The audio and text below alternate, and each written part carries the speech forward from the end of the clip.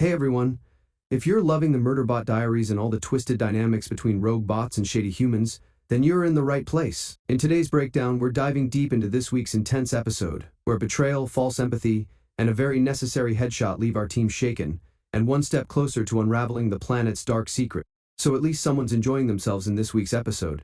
Bharadwaj is getting a bit of emotional comfort from Leebeebee, who's tagging along like a wide-eyed intern. It's almost, except for the fact that everyone but Bharadwaj seems to see how deeply unsettling Leebeebee actually is. But Bharadwaj, still traumatized from her near-death centipede encounter, is just happy to have someone paying attention to her planetary samples and asking about her trauma. Let's be real, interest can feel a lot like validation, and Bharadwaj is desperate for both. So at least someone's enjoying themselves.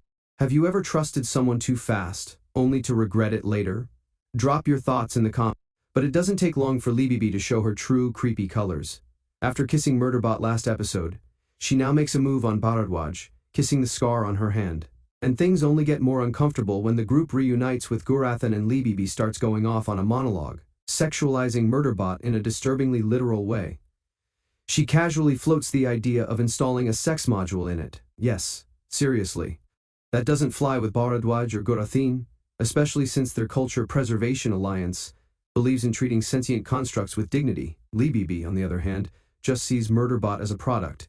You buy it, you own it. But here's where it gets complicated. Leebeebee talks about wanting to use the money from her indenture to buy a license to become a mom.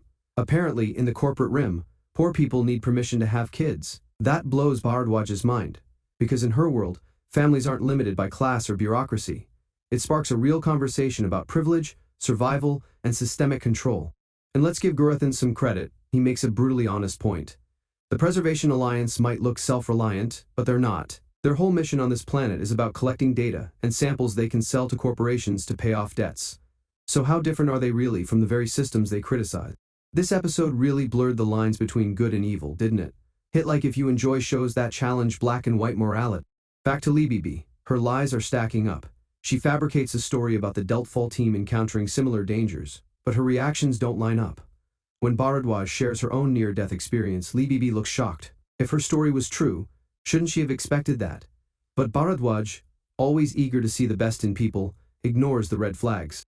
Gurathan doesn't, though. He shuts down the conversation and basically tells Leebeebee to take a hike. Unfortunately, her employers, who aren't even the Deltfall team, aren't willing to wait around. In a sudden twist, she pulls a gun on Gurathan and Bharadwaj. And just as things get worse, Rathi, Pin Lee, and Arata show up unarmed. These are the same people who made Murderbot rage last episode for being too trusting. And now, they've practically handed themselves over to... If you've made it this far, don't forget to subscribe. We break down every twist and turn in Murderbot each week. And here comes the climax. Just when it looks like Leebeebee might kill someone, Murderbot bursts in and blows her head off. Just like that. Boom. You'd expect a round of thank yous, right? Nope. Instead, Gurathan, who got shot in the knee, is angry. Bharadwaj is devastated. She thought she could save Leebeebee, that maybe there was in her. But come on. Leebeebee was literally working for the people who murdered the Deltfall team and were about to do the same to preservation. Still, it's a complicated moment. Murderbot did the right thing tactically, but it wasn't the emotional response the others wanted. And here's where it gets chilling. Murderbot liked it. Killing her felt satisfying. It reminded it of why it once called itself Murderbot. That can't be good. Is Murderbot starting to lose control again? Your theories in the comments?